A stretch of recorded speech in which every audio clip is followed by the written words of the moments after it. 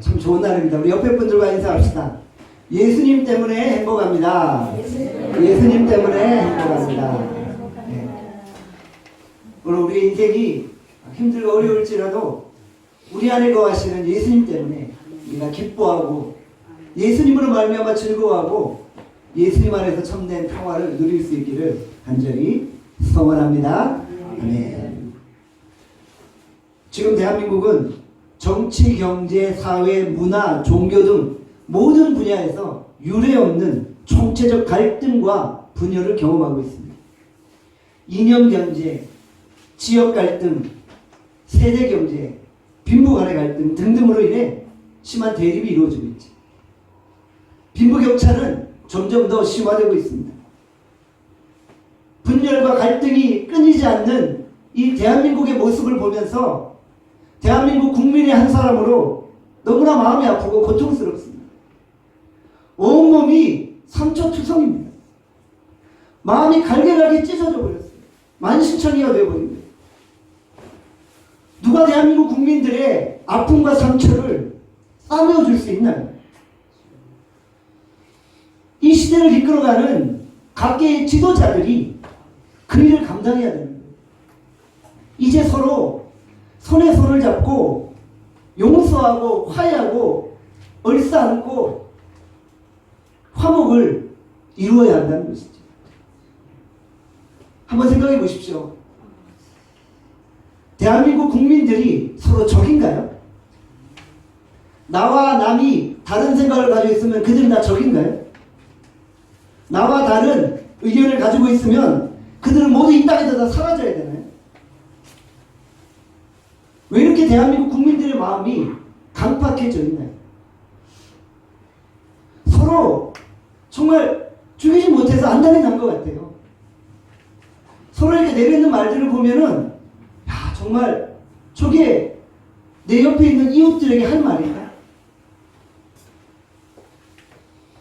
국민들이 서로를 화해하고 서로를 향해 화해하고 국민들이 서로 이해하고 용서하고 안아줄 수 있어야 되지 않을까 생각해 봅니다. 과거 조선이 외적의 침입으로 임진왜란을 겪었죠. 지금 조선이 망해가고 있었어요. 그런데 정치한다는 자들이죠. 남인과 서인이 서로 갈라져서 싸우고 있는 거예요. 남인이 정권을 잡으면 서인을 완전히 무차별하게 짓밟는 거예요. 그리고 서인이 정권을 잡으면 남인을 무차별하게 짓밟는 거예요. 임진왜란이 수습되어지고 얼마 있지 않아서 병자호란이 일어났어요. 청나라가 조선을 쳐들어온 거예요. 조선의 인조왕은 남한산성에 갇혀 있었어요. 여러분들 남한산성이라는 영화를 보셨죠?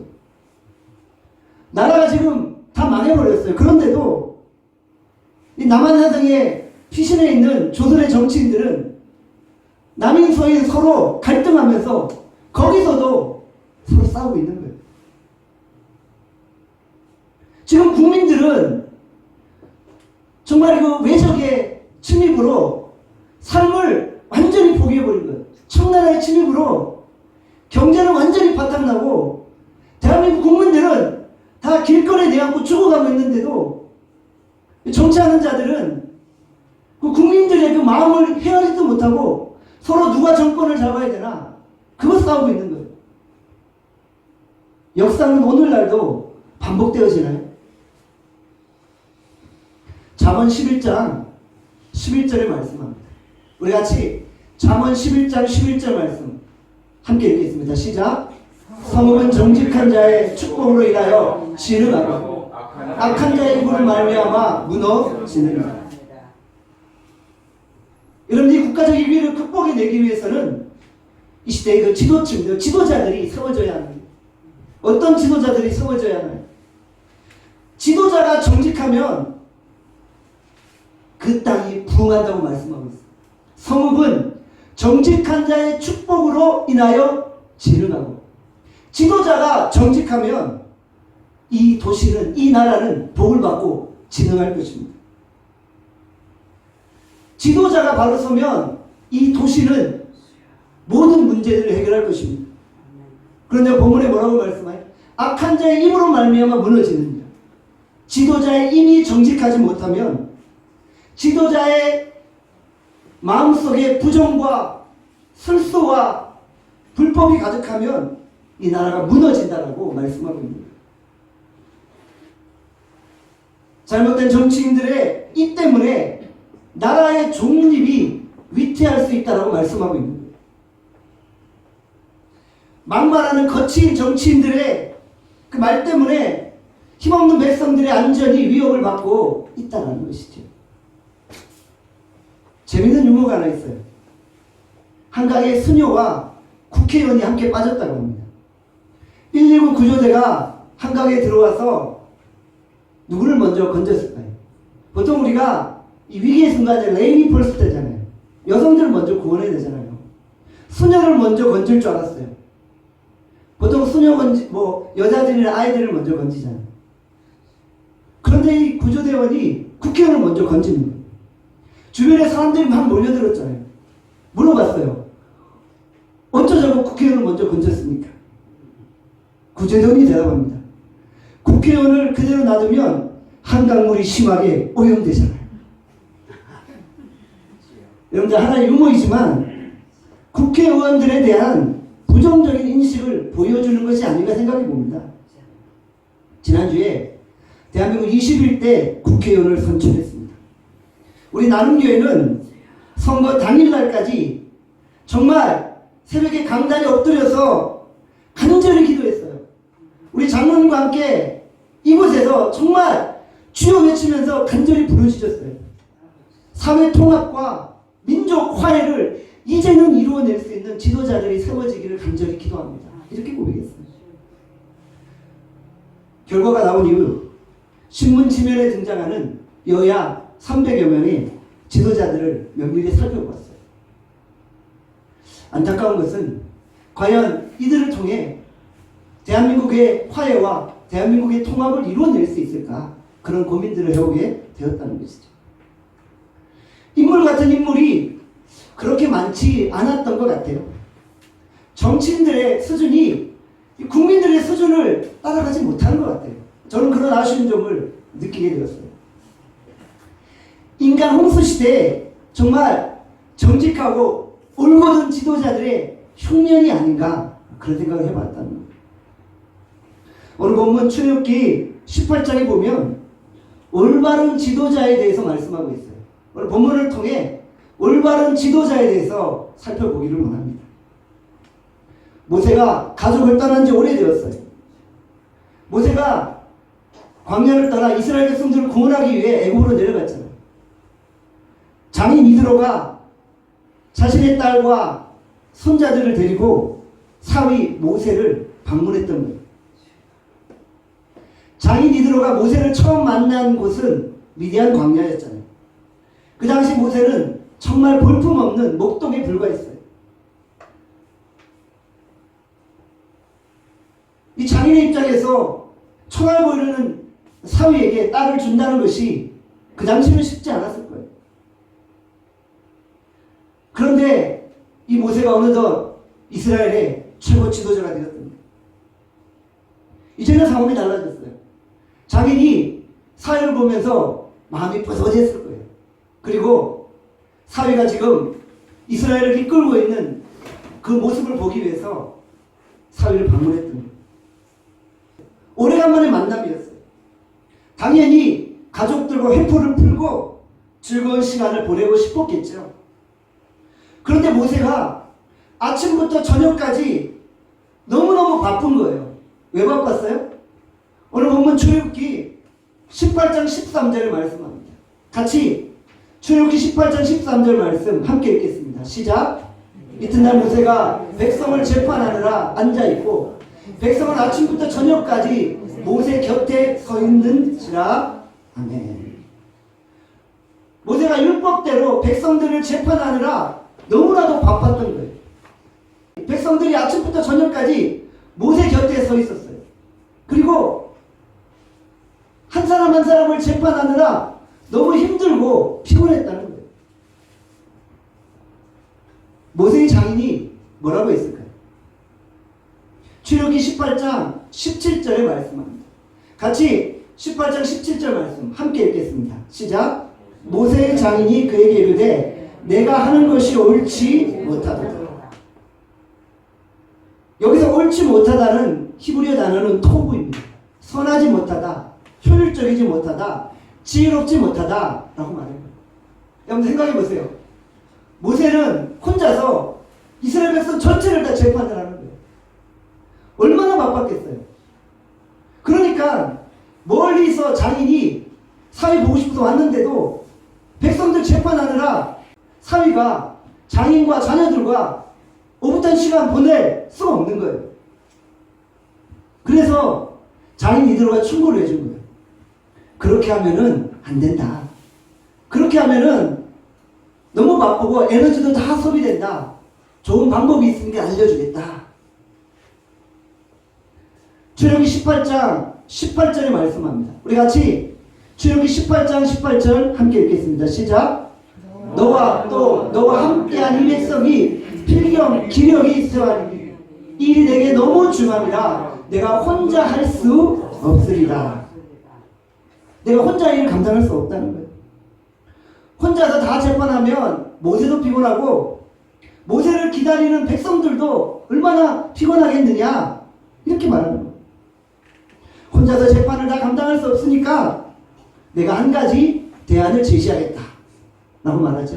출애굽기 18장 21절 본문을 한번 읽도록 하겠습니다. 시작. 백성 위에 세워 천부장과 백부장과 50부장과 10부장을 삼아. 혼자서 재판을 다 못하니까 천부장을 한번 세워보고 백부장도 세워보고 50부장도 세워보고 10부장도 세워봐라. 그들을 통해 재판하게 하면은 그만큼 이스라엘의 지도자 모세는 일이 수월하지 않겠느냐 이렇게 말한 거예요. 너무나도 합당한 이야기죠. 물론 이 모세의 입장에서는 자기들은 제가 일을 믿고 맡길 만한 그런 사람이 없어요 라고 말할 수도 있겠죠. 그렇지만 지도자는 또 다른 지도자를 세우는 거잖아요. 또 다른 지도자를 또 다른 지도자를 세우고 일으키고 그들에게 일을 맡게 하는 거죠. 그래야지 이 나라의 미래가 밝은 거잖아요. 출애굽기 18장 19절에서 21절에 말씀합니다. 우리 같이 한번 말씀 한 번 더 읽겠습니다. 시작.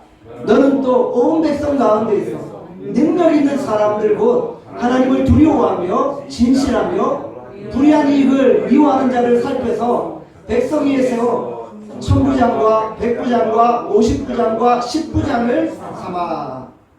먼저 뭐라고 말씀해요? 모세에게 다른 지도자들에게 율법과 법도를 가르치라는 것이죠. 재판의 기준이 되는 말씀을 가르쳐야 됩니다. 재판의 노하우를 전수해 줘야 하는 거예요. 지도자는 그냥 만들어지는 것이 아니라 훈련되어지는 거예요. 하나님의 말씀으로 계속 훈련하고 양육하는 거예요. 그래야지만 한 명의 지도자가 세워질 수 있는 것이죠. 모세가 지도자들을 세워서 그들에게 하나님의 말씀을 가르칩니다. 그리고 마땅히 갈 길과 할 일을 그들에게 보이라. 설성스모 말하는 것이죠. 먼저 모세가 본을 보여주라는 것이죠. 모세가 지도자들을 세우고 그들에게 코칭 역할을 해주는 거예요. 그래야지 정말 이스라엘을 이끌어갈 인물 같은 인물이 배출되어진다는 거예요. 혼자서 모든 일을 다 감당할 수 없으니까 말씀으로 훈련된 인물을 키워서 모세의 리더십을 이양하라는 거예요. 저는 이렇게 생각합니다.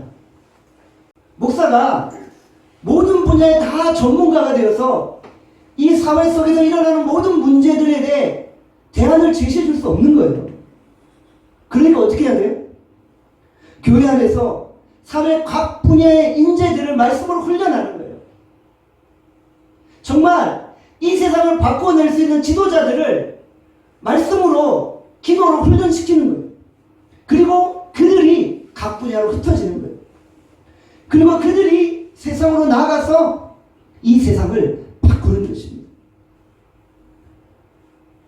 우리가 성경을 통해 이상적인 모델을 볼 수가 있습니다. 바로 선지자 사무엘이 다윗을 키우는 모델이 이상적인 모델입니다.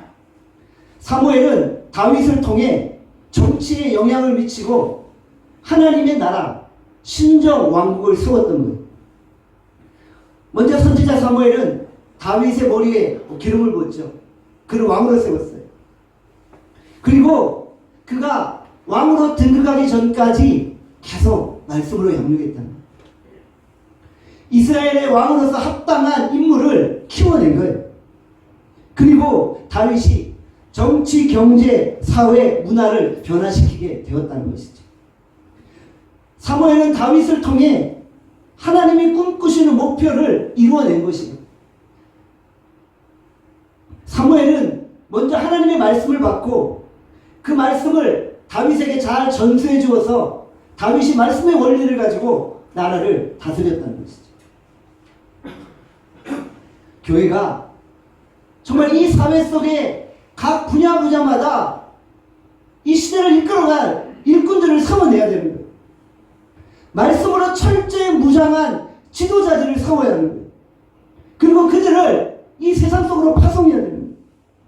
그들이 정치, 경제, 사회, 문화, 교육 모든 분야에 깊숙이 들어가는 거예요. 그들이 세상을 바꾸고 하나님의 꿈을 이루어내는 것입니다.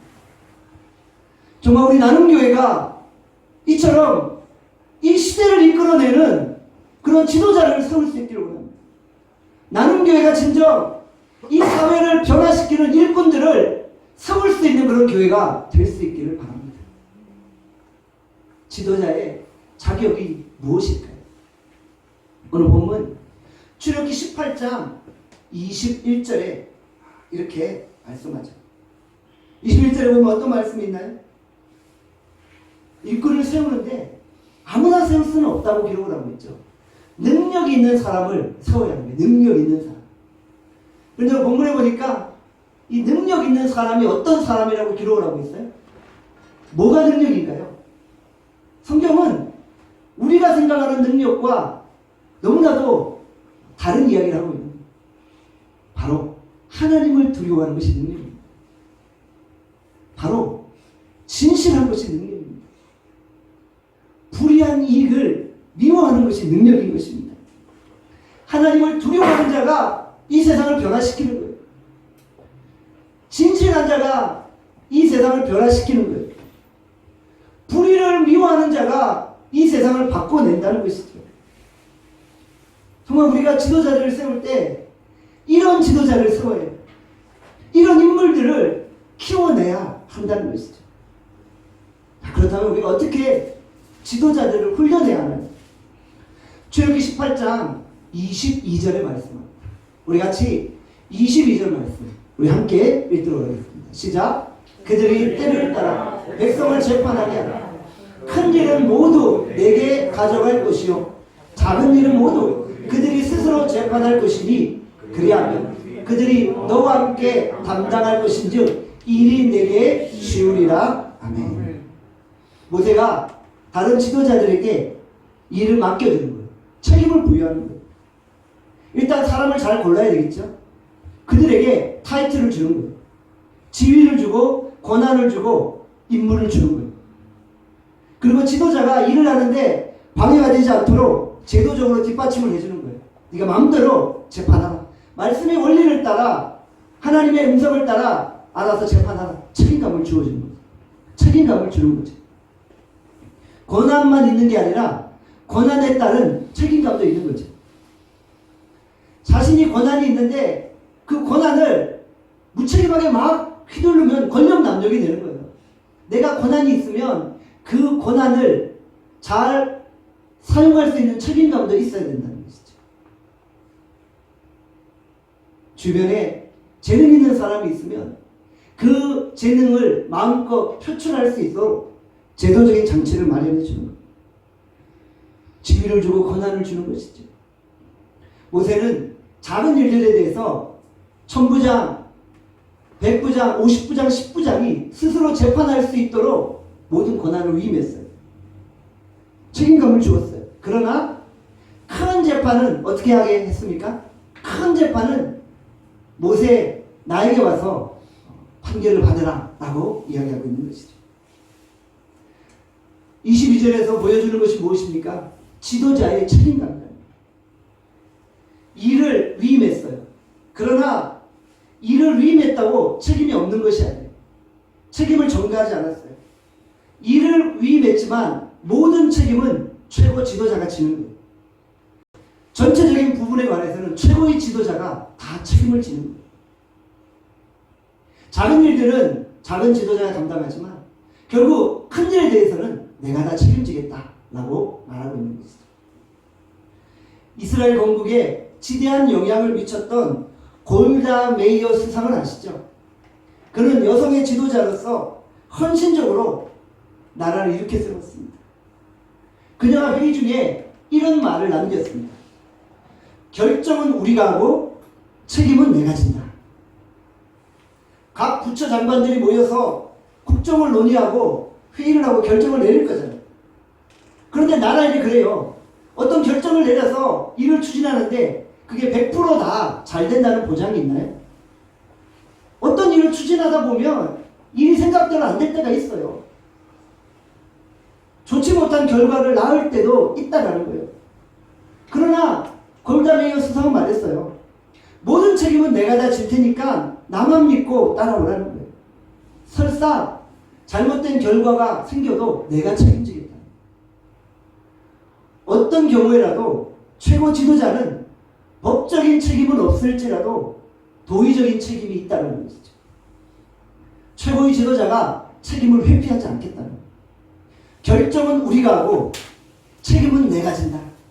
책임 소재를 분명하고 명확하게 하고 있다. 이게 진정한 지도자가 아닌가요? 저는 대한민국의 이 경제 상황들을 보면서 안타까움을 금할 수가 없어요. 지금 대한민국의 경제 상황이 IMF보다 더 어렵고 힘들다고 합니다.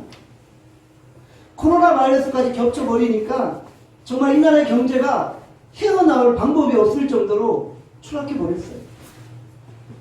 나라 경제가 이 지경인데 아무도 책임지는 사람이 없어요. 경제가 왜 이렇게 됐느냐 국민들이 물어보면은 정말 설명하고 책임질 부분에 있어서는 책임져야 하잖아요. 그런데 아무도 책임지지 않아요. 우리는 다 잘했는데 어쩔 수 없었어. 여러분 이건 핑계입니다. 우리가 결정했는데 책임은 나에게 없어. 이런 이야기 아닌가요? 이것이 대한민국 국민들에게 통할까요? 핑계거리를 나열하면 얼마든지 나열할 수 있어요. 뭐 미국 때문이었다, 일본 때문이었다, 주변 환경 때문이었다, 사회 구조 때문이었다, 무엇 때문이었다. 하지만 저는 책임지는 것이 지도자라고 생각합니다. 그 정도 책임감과 부담감이 없으면 지도자가 되어서는 안 된다는 것이죠. 그리고 책임질 수 없으면 말을 꺼내서는 안 된다고 생각합니다. 책임감 없이 마구 이야기했다가 나중에 그 뒷수습은 누가 하는 겁니다. 결정은 우리가 하지만 책임은 최고 지도자가 지는 것이 옳습니다. 결정은 우리가 하지만 책임은 내게 없다가 아닙니다. 우리가 이번에 여야 300여 명의 지도자를 세웠습니다. 지역구 국회의원 253명, 비례대표 국회의원 47명을 뽑았습니다. 선출된 지도자들이 자신이 한 말에 대해서 이제는 책임을 져야 합니다. 자신이 할 수 있는 공약만을 내세워야 하는 거예요. 지도자의 한마디 말이 대한민국의 미래를 결정하는 거예요.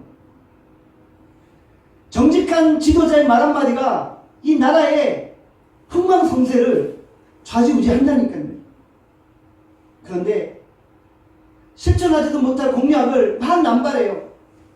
왜냐하면 국회의원만 당선되면 되니까. 그 다음에는 뭐 내가 말한 게 이루어지든 이루어지지 않든 아무 상관이 없어요. 국민들이 그것에 대해서 아무런 관심이 없어요, 일단.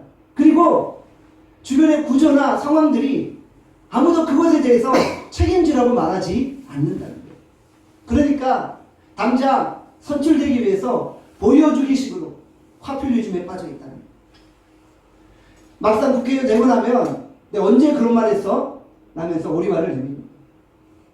새로운 비전과 계획이 없으면 선거에 당선되어도 결국 이 사회가 새로워지지 못한다는 것이죠.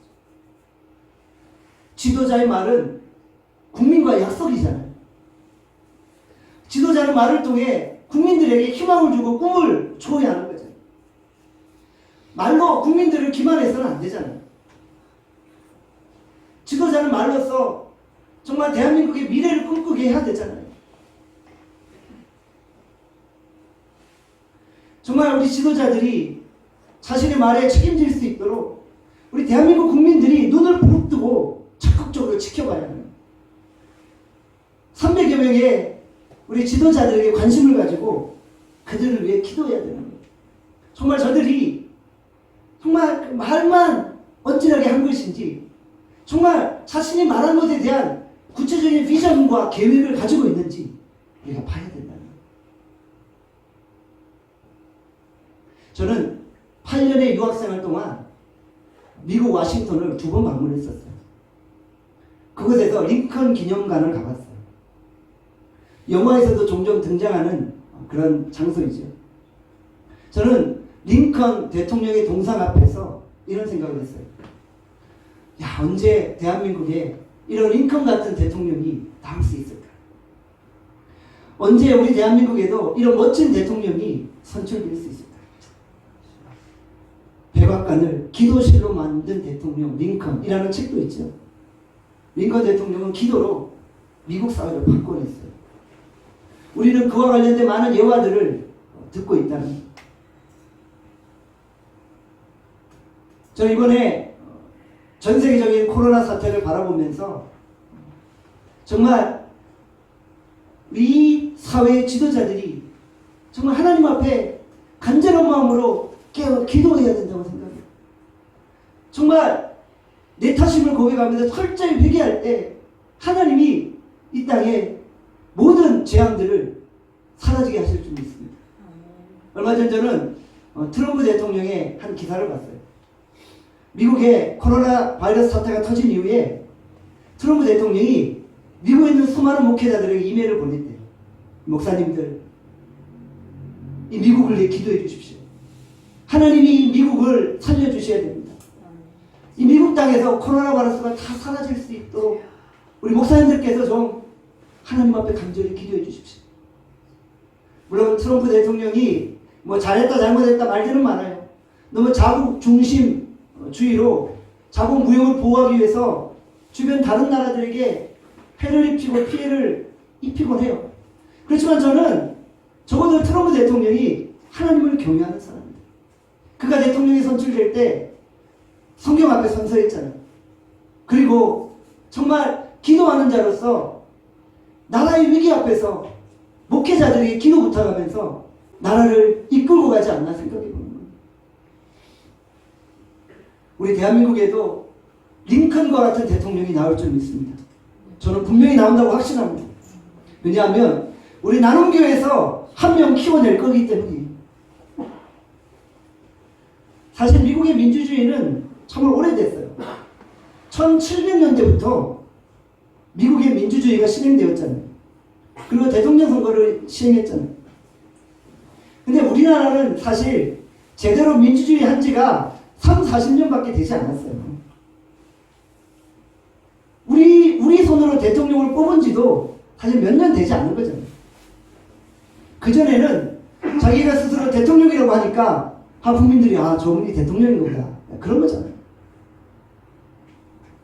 이제 우리나라도 민주주의 역사가 오래되면은 정말 존경받은 대통령도 나오고 존경받는 그런 국회의원도 나올 줄 믿습니다. 우리 나눔교회가 그런 인물을 키워낼 것이기 때문입니다. 왜 우리나라에는 링컨보다 더 훌륭한 대통령이 나오지 말라는 법이 있을까요? 저는 미국 생활하면서 여러 번 미국의 선거를 경험을 했어요. 저에게는 투표권이 없었어요. 그러나 언론을 통해서 그 수많은 선거들과 국회의 모습들을 보잖아요. 미국 국회에서 국회의원들이 우리나라처럼 이렇게 치고받고 막 분쟁하고 싸우는 걸 본 적이 없어요.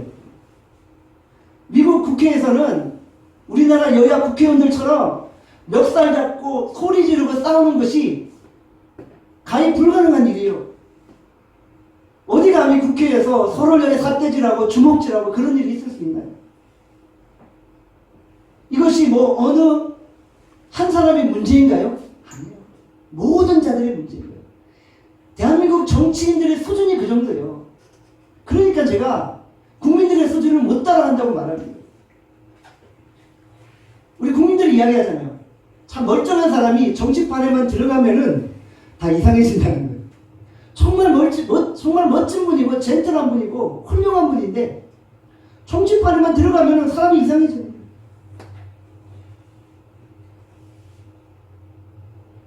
여러분들 정말 좀 우리가 우리 300여 명의 국가 지도자들을 위해 하나님 앞에 간절히 기도할 수 있습니다. 우리 국민들이 이렇게 말해서는 안 돼요. 원래 정치는 그런 거야. 어떤 분이 그러더라고요. 제가 그런 말을 했어요. 우리 정치인들이 왜 이렇게 정직하지 못하고 5분 전에 했던 말 5분 후에 안 했다 그러고 아는데도 모른다 그러고 모른데도 안다 그러고 했는데도 안 했다 그러고 안 했는데 했다 그러고 그게 당연한 줄 알고 또 우리 국민들도 다들 그래. 그게 정치야. 왜 그게 정치인가요? 왜 그렇게 정치해야 되나요? 그렇게 정치해도 우리 국민들이 인정해 주니까 그렇게 되어지는 거예요. 물론 제가 미국 이야기만 하는 것은 미국 이 민주주의나 정치 제도가 완벽하다는 게 아니에요.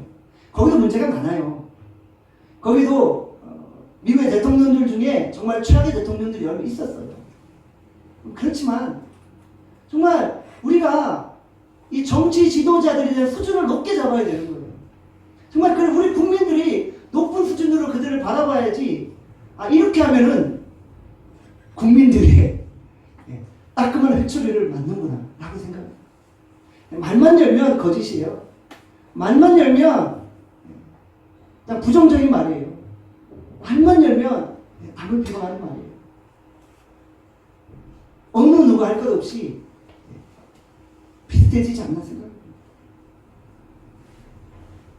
우리가 그럼에도 불구하고 우리가 낙심하지 말고 우리 기도합시다. 우리 대한민국의 이 민주주의 역사가 깊어지면 깊어질수록 하나님 이 나라를 더 바른 길로 인도해 나가실 줄 믿습니다. 우리는 오늘도 이 주의 음성을 들으면서 위로를 받게 되어지는 거예요. 대한민국이 경제만 성장했지 아직은 정치적인 후진국 같아요. 우리가 너무 큰 기대 가지지 말고 기다려주면서 기도하면서 눈을 부릅뜨고 바라보는 거예요. 우리가 이번에 선출된 300명의 여야 지도자들을 바라보면서 기도의 끈을 놓지 않는 거예요. 정말 우리가 이 시대를 이끌어갈 인물을 키워내는 거예요. 저는 지도자들에게 가장 중요한 것이 비전이라고 생각해요. 말은 많은데 비전이 없으면 그것은 헛된 공상에 불과합니다. 내가 어떤 말을 할 때 내가 이 말을 왜 하는가? 어떤 그림을 그리고 말하는 거예요. 큰 그림을 볼 수 있어야 되는 거죠. 큰 그림을 이루기 위해서 책임감을 가지는 거예요. 자기 말에 책임질 줄 아는 거예요. 말만 하고 실행하지 않는 자를 우리가 어떻게 신뢰합니까? 나의 말을 믿어달라고 하지만 그 말에 비전이 보이지 않는데 비전이 있는 사람은 반드시 자신의 말을 이루어낸다는 것이죠. 엄마가 자녀를 키울 때 어때요? 내 아들, 딸들을 잘 키워야겠다는 비전이 있잖아요. 꿈이 있잖아요. 그래서 혼신의 힘을 쏟아서 자녀를 양육하잖아요. 종종 장애인 엄마들을 만나게 돼요. 자신은 부족해도 모자라도 자녀 하나는 잘 키우고자 하는 거예요. 그래서 정말 온갖 헌신과 수고를 다 바치며 뒷바라지하는 거예요. 비전은 어떤 장애물도 극복해낼 수 있는 그런 능력이 있는 줄 믿습니다. 하나님이 저를 우리 나눔교회 또 한 명의 지도자로 세우셨어요. 여러분 보시기에 비전이 좀 보이나요? 네. 어떠세요? 우리 나눔교회 비전이 좀 보이나요? 제가 한 말에 대해서 책임지려고 하나요? 오늘 본문에 나타난 출애굽기 18장의 모습에 비춰봤을 때 좀 비슷해 보이나요? 아니면 턱없이 부족한가요? 여기 계신 여러분들이 많이 도와주셔야 돼요. 저 혼자만 할 수 있는 게 아니잖아요. 여러분들이 많이 도와주셔야 돼요. 저희 부족함을 아시고 많이 힘과 위로가 되어주셔야 돼요. 실제로 하나님의 나라는 너무 크기 때문에 어떤 사람, 어떤 혼자의 힘으로 그 하나님의 큰 꿈을 이뤄낼 수가 없는 거예요. 일꾼들을 세우고 지도자를 양육하고 그들을 하나님의 말씀으로 훈련해서 결국은 이 세상으로 보내는 거예요. 그리고 그들이 이 세상을 변화시킵니다. 저는 우리 나눔교회가 정말 이 대한민국을 바꿔낼 수 있는 그런 지도자를 배출하는 교회가 될 수 있기를 원합니다. 우리 나눔교회가 정말 다음 세대를 책임지는 그런 교회가 될 수 있기를 원합니다. 정말 우리 나눔교회가 우리 다음 세대들에게 멋진 사회 구조, 정치 구조, 경제, 문화, 교육의 환경들을 만들어줄 수 있도록 그런 지도자를 배출할 수 있기를 원합니다. 하나님이 그런 우리의 비전을 들어주시기를 간절히 소원합니다. 함께 기도하겠습니다. 오늘 이 시간 주신 말씀 생각하면서 우리 함께 통성을 합심하여 기도하겠습니다.